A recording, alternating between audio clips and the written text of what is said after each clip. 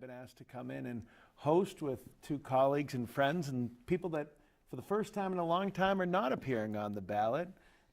Denise, exactly. So I have Denise Hall with me and Scott Slifka. Welcome. Thanks, Tom. So how does it feel to not see your name on the ballot when you voted tonight? You know, it really is a mixed feeling. Being on the council these past 8 years has really been a very rewarding experience. It's been enriching. I've learned a lot, and it's going to be a little bit difficult to, you know, break away from everything. I'm sure, Scott, you've experienced. I've had a little more time to prepare. Yes, getting used to being around the family I'm and a little more enthusiastic about being on the ballot tonight. So it is far more relaxing. It was strange. I still kind of get the butterflies today. And I'm like, why am I getting butterflies? But other than that, no. It is. As I looked around, I was very glad that when I saw my fellow former candidates and things saying, thank God they're doing that today, and instead of you. Yeah. Yes. That's it. God bless them for continuing. Well, that's one of the things, as we talk about, when we get results coming in, we'll be sharing those with you as soon as we have them, some unofficial, some officials. We wait for them to be filed with the Secretary of State's office. But one of the things that I really want to talk about is your experiences on elections, both in the town and your ties to the larger community. And really, you mentioned it, being thankful for the people that ran, because this is actually, we have a lot of new candidates and fresh faces in this year's election. And what is it like trying to get somebody, Denise, to come and decide to throw their hat in the ring and become a part of our political process? You know, it's kind of scary to say, you know, for the first time I'm going to walk out and I'm going to go up to a door and say, I want you to vote for me, and have someone say, why should I vote for you? And so you have to kind of build the confidence to say, you know, I think I could add value. And for me, the first time, that was, you know, completely outside of my comfort zone. That's not the type of person I am. But I literally kind of ran out of other volunteer opportunities in town. It had been, whatever, 12, 14 years on different committees, and this seemed to be the best way to put that background to work. So it was a little weird. And so when talking to potential candidates, it's convincing them you have something to offer, and don't be shy, you know, about, you know, an elected position it's just another volunteer opportunity for you. And it's got kind of a scary name, and you have to work really hard to volunteer, which doesn't seem right.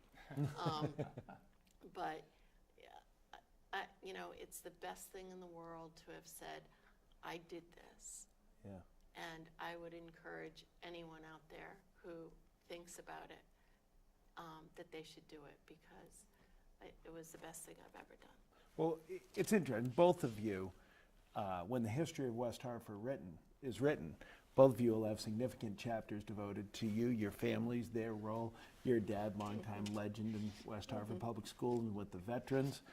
And I'm not sure how best-selling a book it may. featuring me, but thank you for the History thought. books are important, even if they don't anyhow. sell well. Yeah.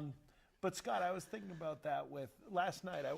I saw Tom Perez, Democratic National Party Chair, talking about that the Democrats nationally have so focused on winning presidential elections. And his take was, we've gotten really good at that, but now this time we're really focusing on the local. And he said, not just congressional and Senate elections, but governorships, and then he said, and town council and Board of Ed. Are they really? What does that look like? And do you feel a difference as a longtime Democrat? I think I feel it in the sense of the efforts they put into maybe the bigger cities and things. I think it's not something that really trickles down to a place like West Hartford. I will say, though, that at the state party level and the assistance that we would get from people who were, you know, more professional in their approach at the Capitol was always fantastic in West Hartford, and we always had very professionally run elections. And if you look at it, if you kind of compared it to Connecticut was the nation, West Hartford was one of those places the party would pick out and focus on. Now, not the top of the list. There was always going to be Hartford, Stamford, et cetera. but we were not far behind, and so we would get a lot of support, mostly in terms of brain power. There's not a lot of resources that go in necessarily, but in terms of the caliber of people who had come in, the people who would run the party, the people who did the volunteering and all that, we got excellent folks, and that was why I think we were able to build such a strong infrastructure here in West Hartford. But I think that might also be, a realistic reaction to how many seats the Democrat Party has lost over these last 6-8 years, and they know that they need to rebuild in West Hartford. You don't feel it so much. Frankly, for me, that's been one of the frustrations at my level, having been the minority leader for 8 years, and yet never in that time has there been a Republican state legislator, state senator, or at the federal level, anyone that I could reach out to. Because we don't have anyone in Connecticut in a major position. So that's, for me, was always frustrating. It's interesting because you mentioned that kind of shift, and we've seen the state shift over the past couple of years in terms of the State House and Senate. And I'm curious about this election cycle, if you felt a difference in that you have, if you believe polls, or at least according to polls, you have a unpopular Republican president and an unpopular Democratic governor to many people. Could you feel that in this election cycle? What was that talked about out there? Are still people focused on West Hartford issues? Or when you go to the doors, do they ask about bigger things? I think we are going through a national shift with everyone, and obviously with the presidential race, that was a big surprise. I think going forward, we've become very divided on either end, and I think each party's goal is going to be to get the vote of that 20 to 30% of the independent voter, or the voter who hasn't bothered to vote, I should say, and turn those people, because we've got a lot of people on either end, but there's a big chunk in the middle that each party needs to find a way to win them over. I think in terms of just within West Hartford, that given that you have 6 votes to spread around to the council, I think people, although it did get more partisan over time, I think still by and large people are very selective about their votes, and you get a lot of independents and a lot of Republicans that would split their tickets for Democrats like me. And it was based on, if you look over the recent history of the town, and I'll say that recent, say 20, 25, 30 years or so, that the town control has only flipped when there has been a major policy change that preceded it. And what I think you had this year was a lot of theory, a lot of things that could happen. You were dealing with it all year in the schools. What might happen from what happened in the state? And people, I think voters ultimately here differentiated between what they were hearing at the state level and where they may or may not be pleased with it, but did not take that out on their local officials, because they knew, one, their local officials hadn't caused the problem, and two, there hadn't been a consequence yet. And then the consequence didn't really happen. And so I think you were seeing a very good result for the incumbent party, the Dems, tonight in West Hartford, because things largely remained intact. They were able to protect the town's interests. The town is still running extremely well. Denise, you're still part of that at the table. And so that's what was reflected. Now, I don't know that that will hold for the State House election this year, because I do get a sense that in West Hartford that there is some, there is maybe one of the few places where people are still able to differentiate between, I might vote for one party one day and one the next. I don't get the sense that it's going to be a big shift, but from being out on the streets, there is at least that discussion going on. Yeah, I think there's sort of like two things happening.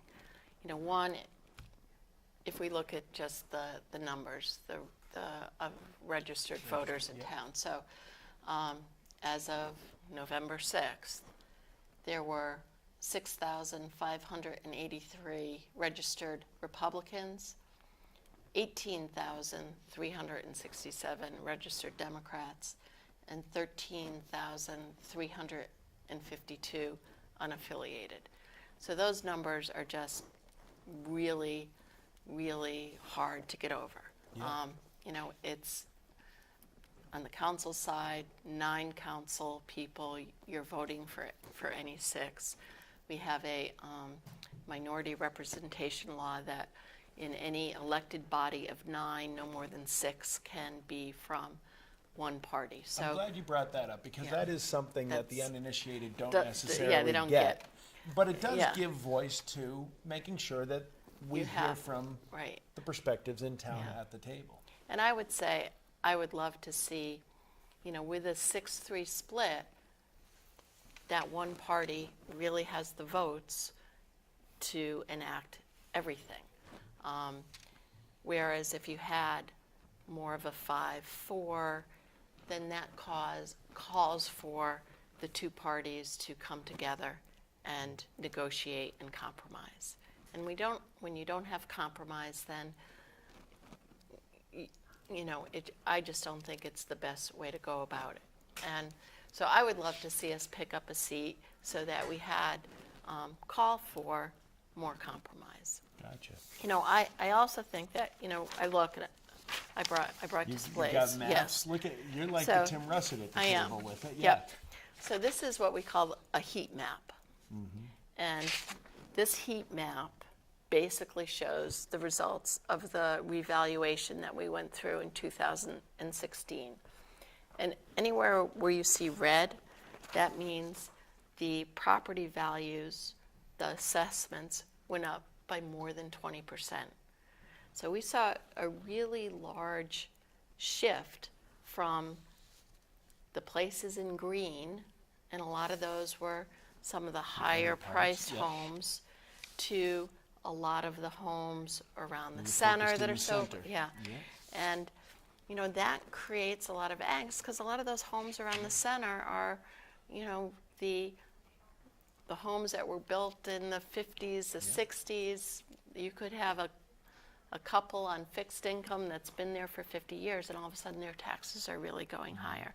So this is a real struggle in West Hartford right now. How do we keep it affordable for those people and have it continue to be a thriving center that we draw people in from all over, but not have our own residents hurt by that. Absolutely. So, Well, my house is in the red. I was going to say, it's and that's In the and deep, on the, deep red. yeah.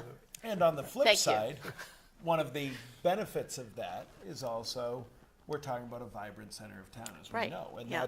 that's a great thing, but there are always questions. We've got to make Yeah. sure that How do you we find weigh that everything. right That balance? Absolutely. It's all about balance. And some of the neat things that we have that we'll be able to do tonight is go to Democratic headquarters and Republican headquarters to get updates as the election results come in. The State House, I'll be refreshing if you see me doing this, doesn't have official results. Scott, I know you've been getting some reports. Yeah, What I do you have have some for us? unofficial reports coming here by cell phone text. This is, I believe, viewers at home, from what I can tell, this is with 10 out of 10 districts in. So in order, Sherry Cantor first, followed by Beth Kerrigan, Leon Davidoff, Liam Sweeney, Dallas Dodge, Ben Winograd. Then we don't have the numbers for Chris Barnes yet from Sedgwick, but I believe he is running first from the Republicans, followed by Mary Fay and Chris Williams. And then on the board side, probably of interest to you. I love whoever it is, love they're them going to all, be my but boss, you'll so be working I with love them. them directly. I only have 4 here, so I don't want to presage there's any results here. It's Cheryl Greenberg, followed by Deb Poulin, then Lorna, and then we have Levine's numbers are here, but not Jay Sargent's here. So I don't know where Jay falls Why don't we within the see? list. So. Very good. I see we're getting a sign. We can head to headquarters. Is that correct? I'm not sure if we're going to Republican or Democrat, but here we go. Let's open with our mayor.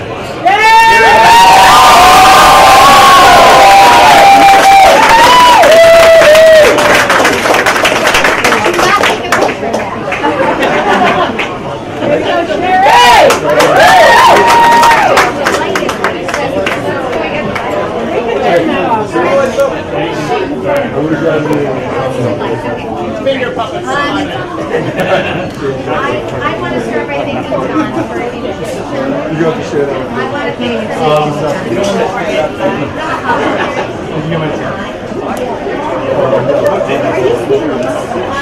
it is a hard job. I am new to it.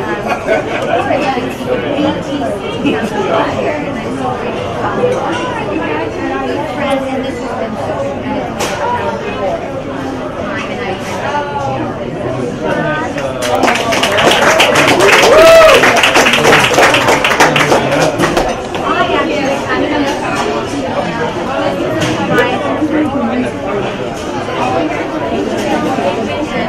there's so many people today. Start with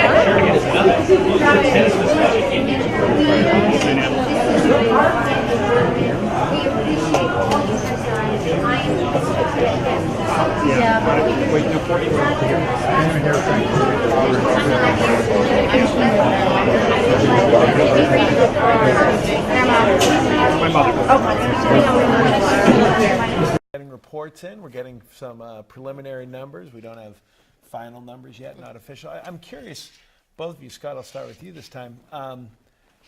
Are there, when you ran for office, districts, polling places, you know, when watch the national news. It's Loudoun County, Virginia, or Fairfax. Yeah. Ours is there, the Brayburn or the Hall voter. How does it break down in town? What do you think about there? It changed a little bit over time because we consolidated polling places a few years ago. I think we still need a little bit more data over these cycles to figure out how it netted out. But traditionally, Brayburn was sort of the bellwether.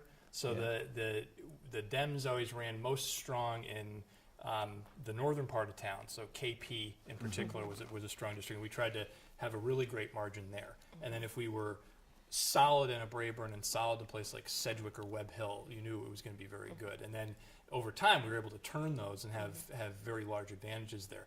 It's now a little bit more difficult to read because they've been squished together. I think now the town hall polling place is actually one of the largest, if not the largest. And it's is it or not? in terms of the numbers who come out and vote. Yeah, exactly. So, and realistically, just it doesn't really matter in terms of who ends up being elected because we all run at large.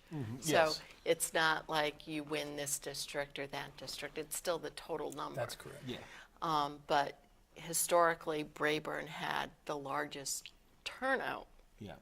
And they still, as of 2015, had the largest turnout, and then Bristow, and then Sedgwick, and then I think Town Hall in terms of the sheer numbers of people who vote, which is really, the most important thing that But we there's think not We did about. have, I think, if you say Was the we Duffy did we have district? swing district. Duffy was always the hardest one to crack. Yeah. And I remember there was a year that I did extremely well, and I won all the districts. I don't say that to brag, it's just for comparison purposes. And it was the best year I'd had in Duffy. Even in Duffy, I only got 2/3 there, Yeah. which sounds great, but it was compared to the others, it was lower.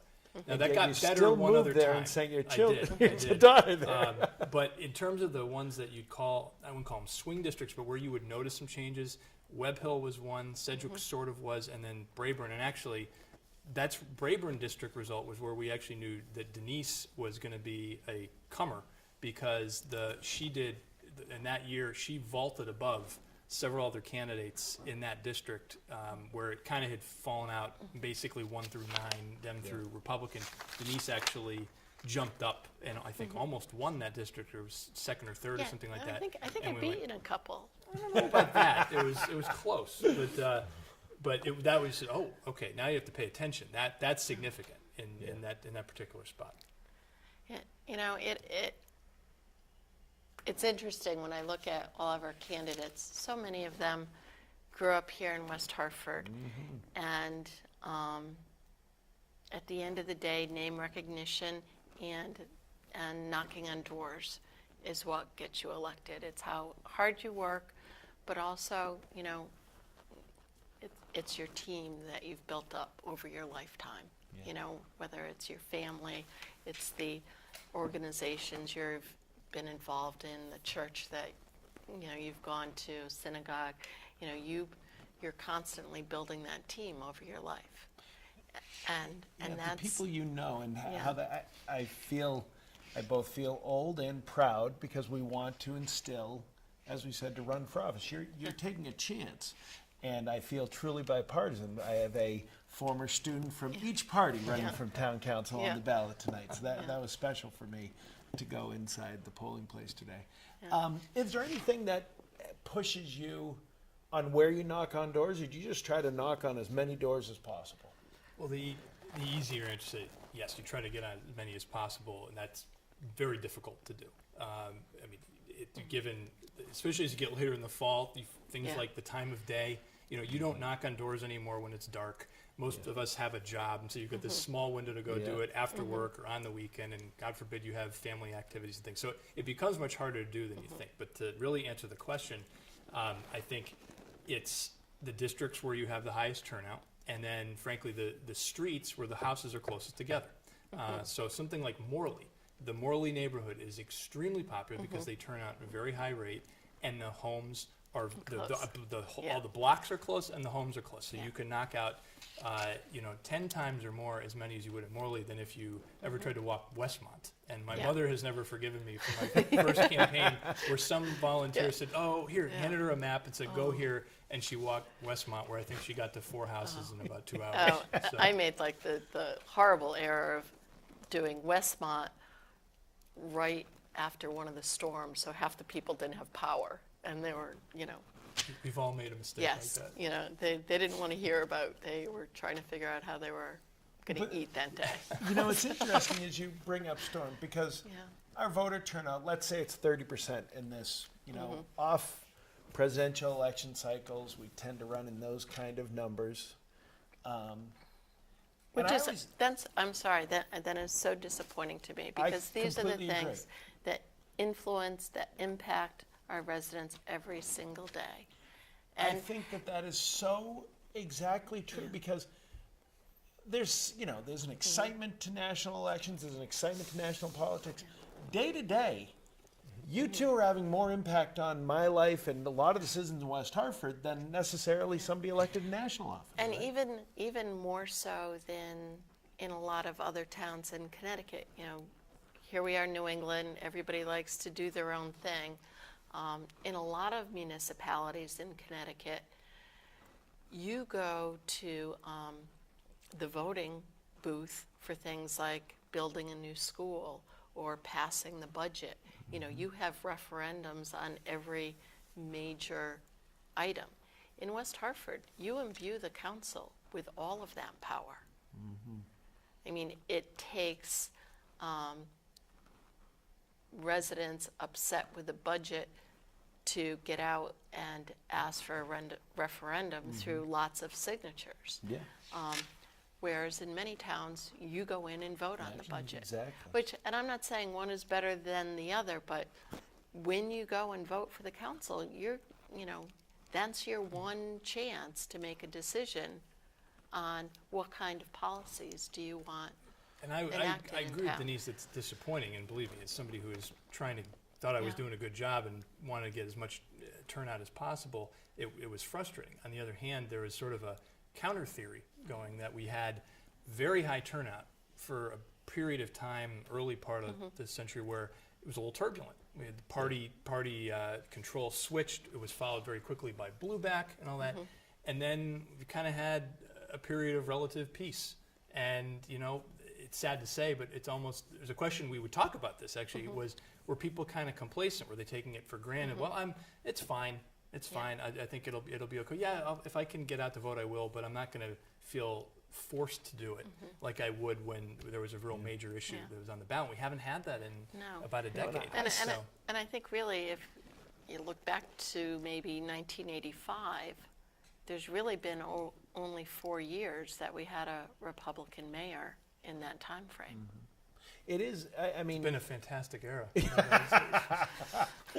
it is, Says the guy in the red who's it is Well, an this Very went happy up. with my taxpayer dollar. It is an interesting statement, Scott, in talking about the turnout. And I say to people sometimes about the schools, sometimes silence is support. If I'm appearing at a PTO or at a school, I'd love to get a whole lot of people come out. But when a whole lot of people come out, that typically means there's something they're telling me that's wrong. And so there is that element too, but certainly the vote. Yeah. And I think that, you mentioned power outage and storm, and I really kind of got to know both of you 6 During years that. ago now, right? During the storm? Is it Yeah. 6 years believe, ago. yeah. Probably 6 years ago right now. We were out probably in my Jeep trying to find how can we get Bristow back in power and talking to people and meeting together. And that was really, I'll be honest, as a resident of West Hartford and getting to know our elected officials and getting to know the town directors for the first time, I don't want to go back to what was, believe me, I never want to go back to that because I'm still that catching was- up on my sleep from the time when Connor was the shelter. But gosh, I was inspired by the people and their dedication to West Hartford and things that people still don't know. That people were going to people's homes and sitting with people that were older, people that were infirm, and making sure they were okay and that we'd find generators and scratch it out. It was really government working well. Yes, I agree. I agree. You know, that week, 12 days was like a blur, but it was Yeah, scary for a lot of residents. it sure was. It sure was. So, any updates coming in, Scott? I think maybe we do have a little bit of news. So I think we gave I'll give the recap here. Yeah. So Let's give it it, yeah. appears to have gone 1 through 6 Democrats, or the first 6. So Dems would retain the supermajority. In the following order, Mayor Sherry Cantor's been reelected in the top spot. So congratulations to Sherry. And if tradition holds, Sherry would remain as mayor as a result. Beth Kerrigan, second. Leon Davidoff, third, followed by Liam Sweeney, Dallas Dodge, and Ben Winograd. And then on the Republican side, Denise, if my family member is correct, Chris Barnes has been reelected, followed by Mary Fay and Chris Williams. Well, I want to congratulate all of those people because this is an awful lot of work that they're going to do. I wish them all the luck. I want to thank every single candidate who ran for office. I'm obviously disappointed that we weren't able to pick up another seat because that's what we've been striving for a long time. I know, like I said, with these numbers, it's really impossible to do. So I applaud all of the people that are willing to run. I think Chris Barnes will do a great job as most likely minority leader. And I know, having worked with Chris and Chris these last 2 years, they have been the best team I've ever worked with in terms of just, we were in sync on things. We each had our own specialties and we worked together well. And it was really a great experience with them. I think Mary Fay is going to be a great complement to those two. She brings a lot of talents to the table. And she worked really, really hard through this campaign. So Yeah, a lot of work. I had heard Yeah. a lot of people that had gotten in touch with her. Yeah. And Scott, on the Democratic side, Liam Sweeney seems to have performed well for a first race, as did Very well, Dallas. yeah. Yes, they did. And Liam, having not, Dallas had a slight advantage with the incumbency piece, but I think it's, even if you're appointed to the council in a limited term, it's very hard to gain too much name recognition during that time. But that is a very impressive result from both of them. But for Liam to finish where he did in the first go-around, I think a lot like I think Denise was referring to Mary Fay in particular. He did a lot of door knocking and other sweat equity in the election. Not that the other candidates didn't, but for Liam being a first-timer, he had to do it perhaps more than any of the others. There's this little internal drama that most people won't appreciate, but Denise and I know well, is then that quickly you go from the victory to analyzing the intricacies of this. And so what will be interesting to see is, Denise mentioned we would anticipate that Chris Barnes would become the next minority leader because he's the highest finisher on the Republican side. We don't have Chris's numbers other than knowing that he appears to have won. But the numbers between people in the order, there's not a big gap all the time. So Sherry Cantor, not surprisingly, as mayor, has run far ahead of the rest, even on the Democratic side. But for the rest, there's a big grouping. The Dems are only a couple hundred votes apart from 2 through 6, and then the Republicans 6 through 9, and probably even the other two. It's very close. It could be And when you spread that out across these districts, you realize that somebody's ability to serve may be dictated by 5 or 10 doors that they knock on in a given district over time, and that's the one really excruciating part of that. Right. But that these subtle differences, one, end up being a difference between whether you make it or not, but then second, do start to dictate where people will serve once they are actually on the council. So who would be the minority leader? Who will serve on certain committees? Who will be the mayor or the deputy mayor? Those are all things that will now play out after everybody celebrates tonight. Yeah, because it's not automatic that the top vote getter becomes mayor. It is something that the council votes on. Very good. And I see that we're going to head back out to headquarters now. Very good. Okay, take us away.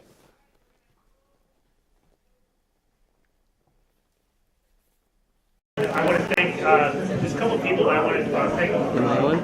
Garrett Flynn, James Green, being in charge of walking. Carl, thanks for doing the signs, getting on walking. Okay, good. Kate Good. Strud, Kay, I'm gonna let you go. Stephanie Barnes, I mean, just like an unbelievable job trying to organize things. Gary Sheen, doing a lot of writing, getting down when you can.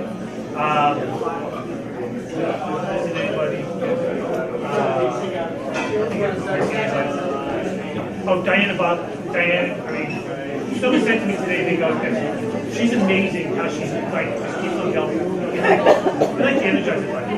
You know, thanks for everything. Appreciate it. Yeah. Man, the legends.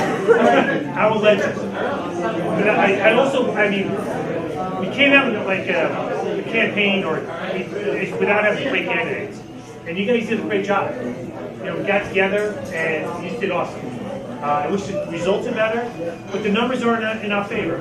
But we have to start trying, working harder to change hearts and lives. There is an opportunity.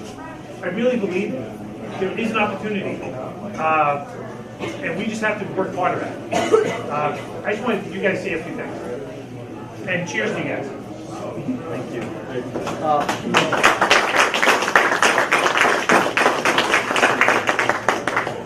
So first I'd like to thank the slate of candidates that ran with me over the last 3 months. Mary Fay, Julie Krug, Ryan Lang, Chris Williams, Rob Levine, and Jay Sarzan.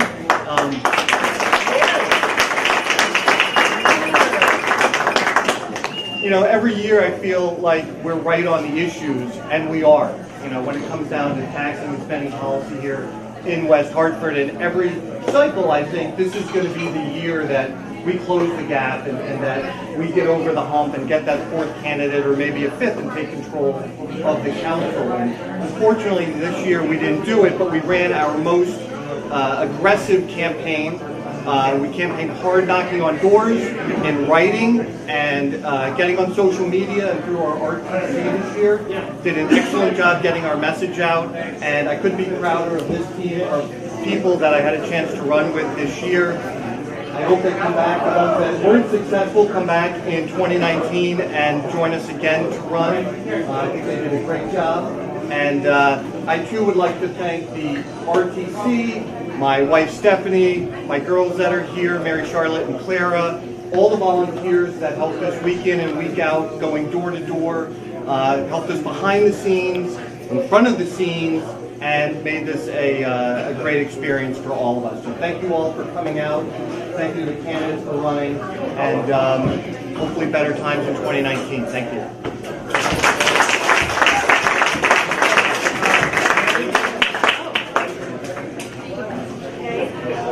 Hi, everybody. Thank you, everybody, very much. It's a nice surprise. I really didn't know how this was going to go, but it's great. But I have to say it's bittersweet, quite honestly, because I had two great newcomers also in Julie and Ryan, and we really got to know each other really well throughout this race, and we did a lot of things together. So I wish they were joining us on the council because they deserve it as well. And we are a super qualified slate, and I'm glad that we have 3 people that will go on the council. And it is a team effort, so everybody in this room, thank you so much for the vote, or a contribution, or walking with us, or, it's a family affair for me. My mom's here, my sister's here, Mary's here, and Katie's here, and they all campaigned hard for me too. So I really appreciate everybody's efforts, and I promise you that I will work my tail off to do the best I can for West Hartford and to keep West Hartford strong.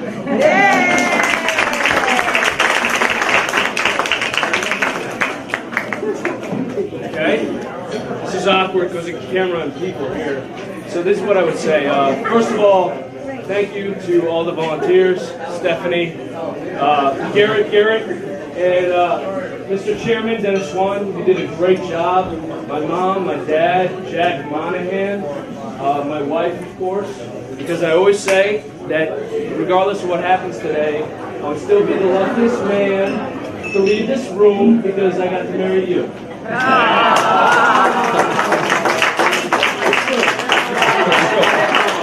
So here's the bottom line as I see it. The state of Connecticut waited too long.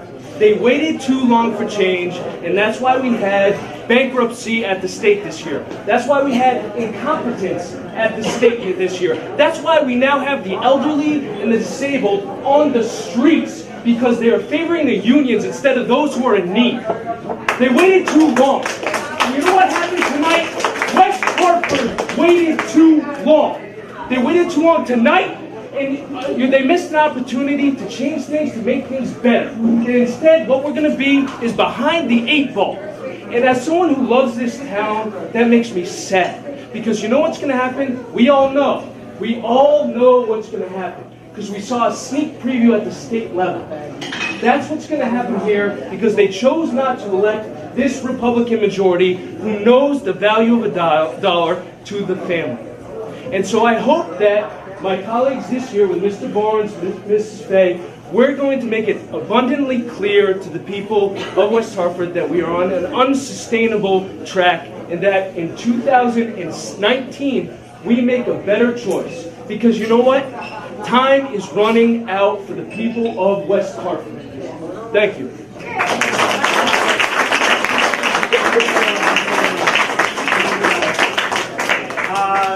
Yeah, what he said. Turn this off though.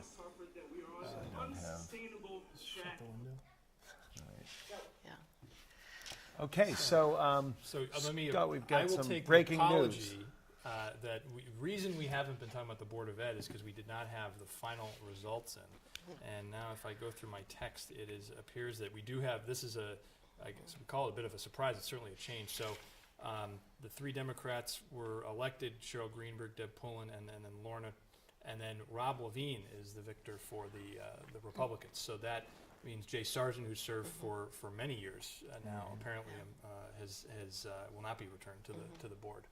And I know this being West Hartford, that most people are probably, I'd like to say they were always tuning in for Denise and me, but they're probably more interested in actually who's going to serve on the Board of Ed. And, I wish, both Jay and Rob had gotten in.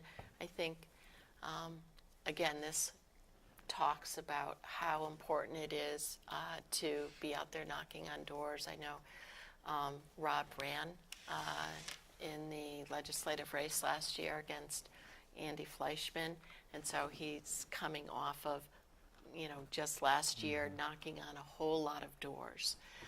Meanwhile, you're combining that with Jay having a really, really busy work schedule and not being able to knock on as many doors. And really, I think there's, what is that rule of thumb? You have to have like 6 touches, whether it's the mailer, the knocking on the door, the phone call, whatever. And all of that takes a lot of time. And but Jay has served the town and the Board of Ed really well. Had, great foundation. Absolutely.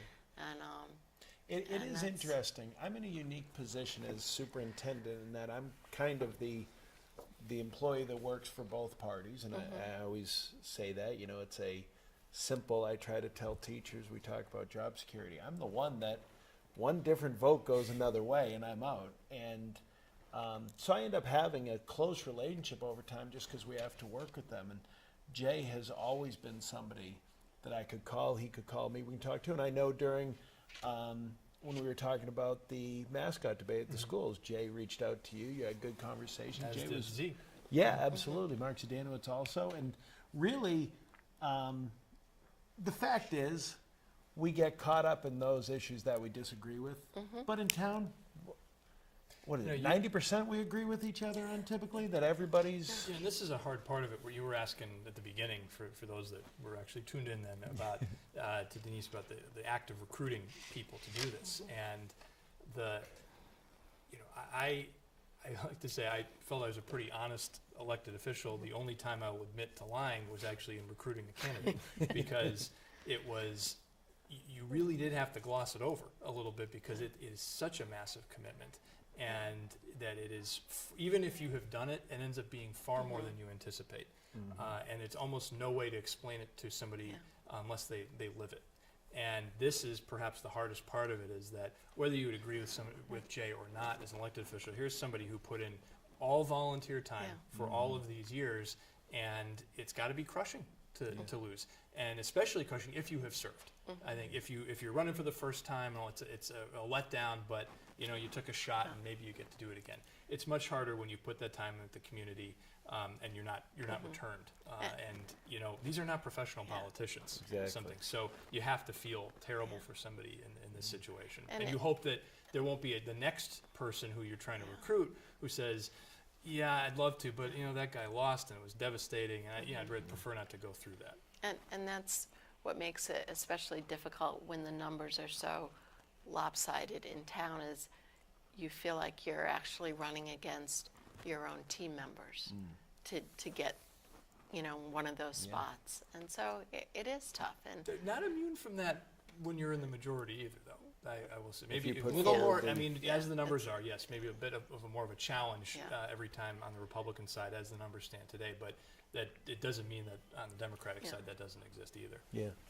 It is a big issue. I think what it means is, for the Democrats, the town committee plays a really key role in deciding who ends up running for office, because those that run are more likely to get in. And so I think a lot of people have no idea, what the role and the function of the town committee is, and how that town committee members themselves are elected.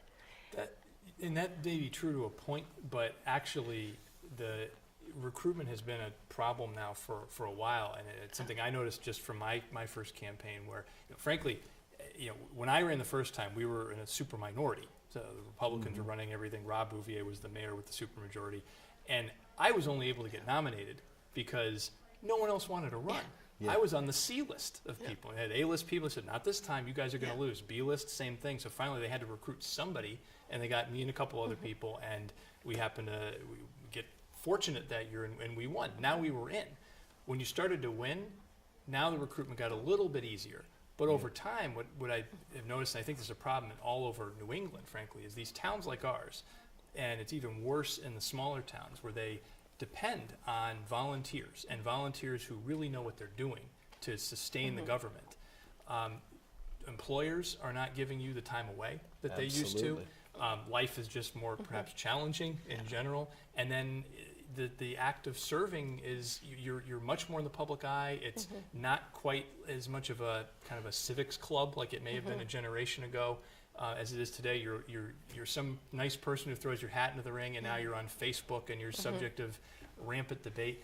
No one wants to go through that, and what I hope, we've been able on both parties to keep recruiting good people, but it's always on the edge. It's not as if we have some massive surplus and you're choosing between a lot of good people. It's you're choosing from a few good people, and if you have an excess, you're really fortunate. And sometimes I think a 4-year term might even make sense. It would. Really? I had 25 years of municipal finance experience, banking, whatever, working with the town and town committees for years. And it still took me a while to kind of get up to speed and understand all of the different functions of the town. And you think if someone's coming in with maybe a really great, background, but in a different field, it takes a while to get up to speed. And to barely get there and then have to run again. So, It is interesting, because anytime there's a new candidate for Board of Education, there's an element of a 4-year term. who does get a 4-year term, but part of that is always how we're going to fix the schools. And I'm kind of like, wait a minute, be careful. And it's just part of how well do you know the system. So now we're going to go to, we have a little program WHC TV put together, a little clip that they did today with some voters program. and Be the Media. That's a great. So I think we'll go to that for about a 2-minute clip now. I'm Cameron from Be the Media, and today is Election Day here at Town Hall. I'll be asking people what the issues are that impact their vote What the and what made them come out today and vote. So what made you come out today to vote? Voting is one of the most important things anybody could do today. I think it's important to voice your opinions in local elections. Because it's just as important to vote for every election instead of just the presidential. I've never missed an election. I always vote. It's my civic responsibility. I think it's important to vote in every election and protect your rights. Voting is a right of every American citizen that they should exercise. I just want to exercise my right to vote. I did do absentee ballot, and it's important to vote for people that are leading our town. Maintaining the high quality of life we have here in West Hartford while working with the budget constraints. Funding for Board of Education, funding for the town of West Hartford, and just in general making West Hartford a welcoming city for refugees. I voted for the people I'm familiar with as opposed to particular issues. I'm mostly focused on education for the community as well as access to public goods. I'm pretty happy with the way things are. I'd like to keep it that way. I love West Hartford, and I think things are going pretty well here. We need to have a stronger budget, and we need to lower taxes. Always would like taxes to be lower, but I value education. I'm a retired teacher. I would always spend more money on education. My mom works for the state, so it does kind of concern me, but I think West Hartford, out of other towns, is doing all right with its budget. So.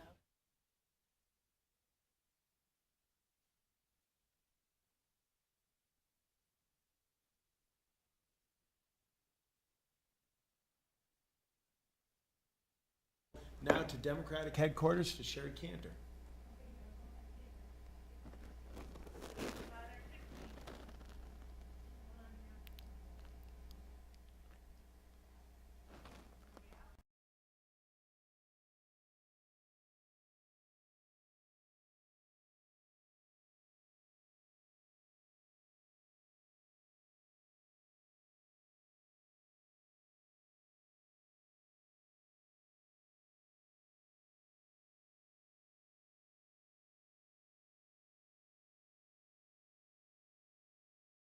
There's a lot of things that come with running for office, and it's not just. You guys are back up because they weren't quite ready. Yeah. Gotcha. You know, it's building the confidence. It's also, getting ready to hit the ground running with your fundraising and figuring out what you have to do, picking your colors, ordering your lawn signs. It's like there's a whole learning curve. And always going back to the same people if you're running. First you have to convince somebody that they can fit it into their schedule, and all that time commitment, the time away from the family. And then after you get over that hurdle, you say, oh, now you have to go to all your best friends and family and ask them for money. That stops a lot of people in their tracks. As much as that's hard, I found that most people were just so appreciative that you were willing to do that. The first time. There's a lot of people, the first time around, I'm happy to help, I'm happy to help. Second time, third time, it gets harder. But you do get a lot of people who will just stop and say, thank you. Thank you for, I know how much work goes into this, and I want to thank you. And that kind of makes it all worthwhile. Yeah. So do you miss it, Scott? I miss parts of it. I miss, I miss the contact with people in the community. I miss working with my colleagues I worked with for so many years, and I miss the intellectual part of it. It's just so stimulating to. Always learning. It sounded corny when I'd say it, but it's like I literally would get to wake up every day and make a difference for my hometown, and what I thought about things mattered, and people would come to me when they had a problem. That's a very powerful feeling, and it's very hard to get used to not doing that. On the other hand, it's also the further away the more you forget all the daily grind pieces of it, and it's why most people don't last more than 4 or 6 years or so, just because it does take a toll on you, and it is nice not to get the occasional email with someone who might disagree with you, or the Facebook posting and things like that, and to not have that in your life is a good thing. I can forward you some if you ever miss it. I'll send some to you. I have a file folder to go back through when I think about jumping back in to remind myself. Because a lot of people don't realize there's subcommittees of the town council that we all serve on. And again, when there's only 3, we do double duty because we're assigned to that many more subcommittees. So we have, the finance and budget meeting that, meets regularly, in community planning and physical services and human and leisure services. And all of those subcommittees are set up to coincide with the different departments within the town. So whether you're overviewing the operations of that committee or reviewing the finances of that, of those departments. So all of that is in addition to the council meetings and preparation for the council meetings. And we get a lot of things that are always coming up that we never thought about before. Like, we're sort of grappling with, do we, Airbnb. We don't have any regulations around Airbnb. Communities across the country are saying, do we regulate that or not? Do we tax that or not? Can we tax that? Because, the state doesn't give the municipalities a lot of leeway for what we could tax. And so, on the one hand, we want to embrace that sharing community, but on the other hand, if that's the house next to you, do you want a lot of people coming in and out? So, like you say, being intellectually challenged, you're constantly being presented with new ideas or new situations and having to make a decision. How do we want to implement that in West Hartford that will be in keeping with our plan of conservation and development, that will help to keep the town healthy and thriving? So those are big decisions. Absolutely. What I miss the most, though, is when you're just a resident and you live your life. You go to work where you work. You go maybe visit your child's school. You're involved with maybe their sports leagues or other activities. You're in a bit of a silo, and you might jump out of it now and then, but you're pretty much in that silo. And then when you're on the council, and particularly if you get to be the mayor, you get invited to every church, and every synagogue, and every school, and every sports league, and all these other things you never even knew existed. And you come into contact with this huge community of people you didn't even know was there. Right. And you're invited in, and you're made to feel welcome and special. And that I miss terribly, because you don't get that in your daily life. And I wish there were a way to replace that, in my regular life, but that you can't. You can't. What about if I want to say, the politics fix? And I'll start with you in that, from back to George Washington, back to Hall High School, you love politics. And I say that, I believe, for anybody that questions it, my favorite quote about politics goes back to Rome. I've said this before. Cicero. Politics exists for the sake of noble deeds. People put their time aside to try to help the masses, to help the world, their town, be better. So, you've been, from mayor to town council to running for office. I'm going to come back to this question, give you time to think of it. We'll go to Democratic headquarters and see Sherry Cantor.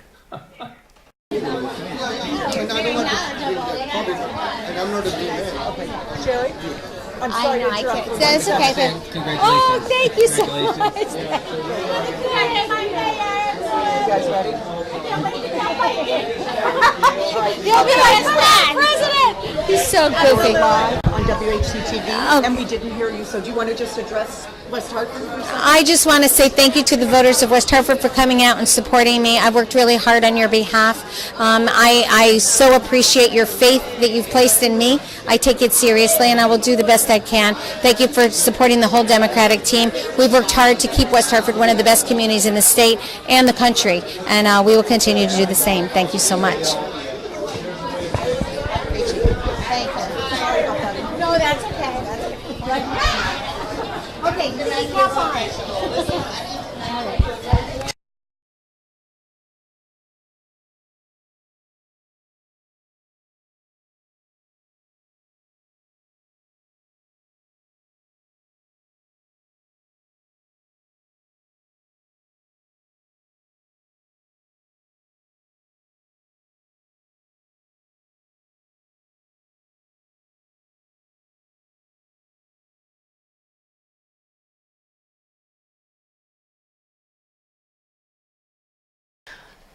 So that was great to hear from Mayor Cantor. And so, Scott, as we're begin wrapping up. So I do want to ask, though, you've been so involved in politics. Are you still engaged with the national level, congressional? What do you do to get your fix now? Well, the thing was, my fix wasn't the politics, it was the governing. And I actually didn't love the politics. Yeah. I like politics as as something of interest, but the part I hated the most about the job, or I should say liked the least, was the purely political part. So what I miss was the working on the issues and trying to find ways to compromise and get things done for the community.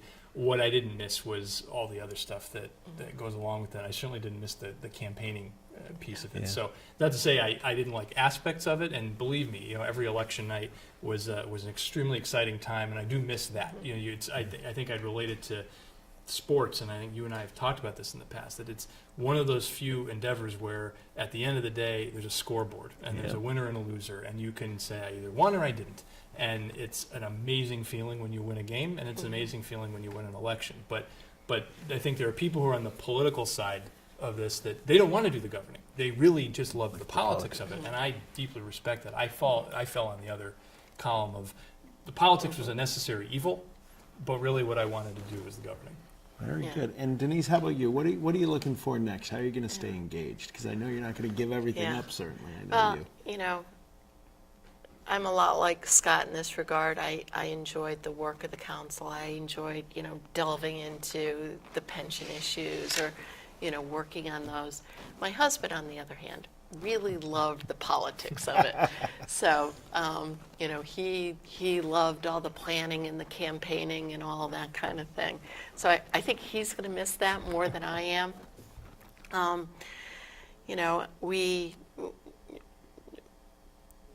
We are very fortunate in that in the 8 years I've been on the council, I picked up 6 grandchildren have been born since then or came to us. So, I'm looking forward to spending more time with them. But on the other hand, I also, I think community involvement is something that is just a part of me.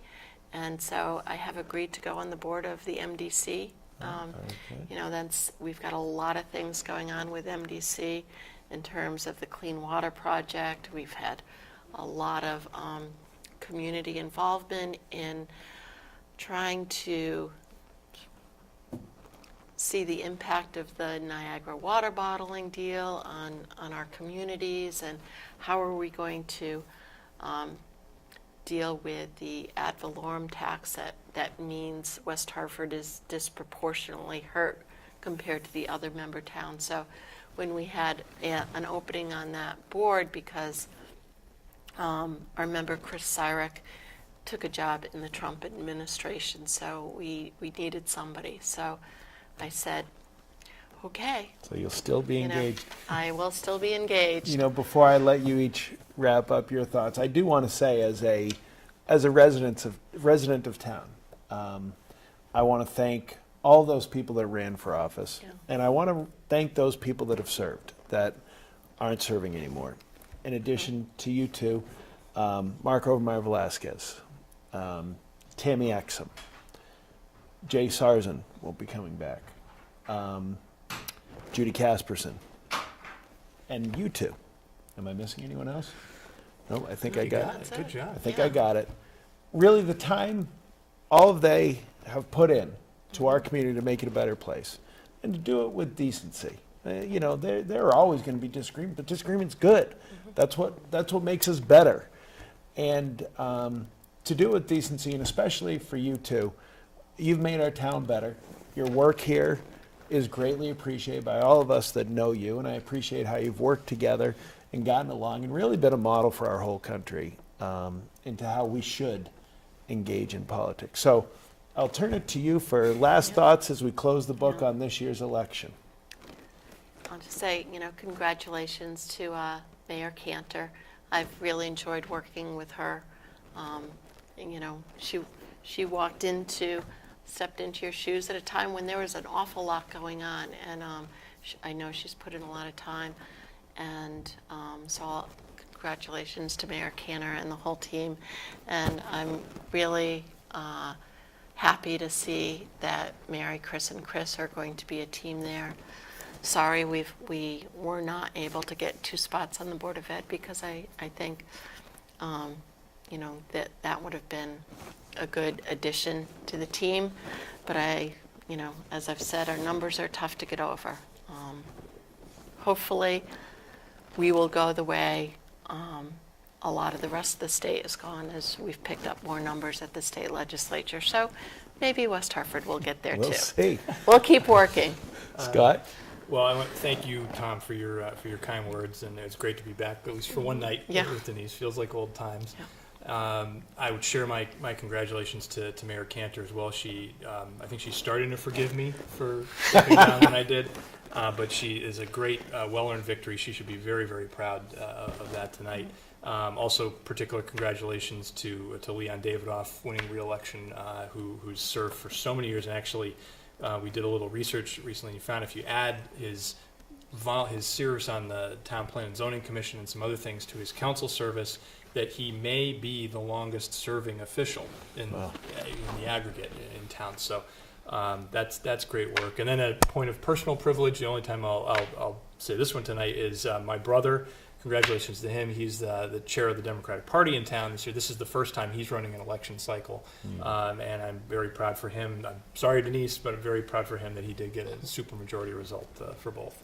Well, and thank you to you for moderating today. It was my pleasure. It was You're a an lot of fun. Yeah. Oh, well, we'll check the ratings and we'll see if we'll be invited back for the next election.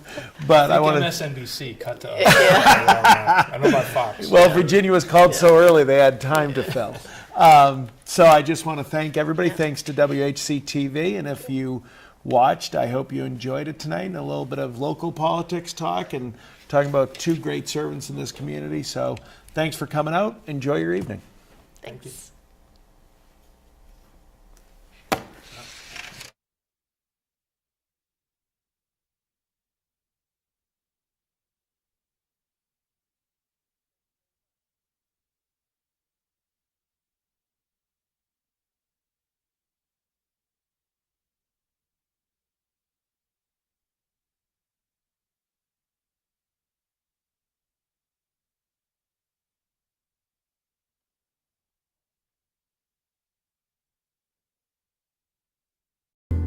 Because my angel eyes ain't here. Angel eyes that old devil sent, they glow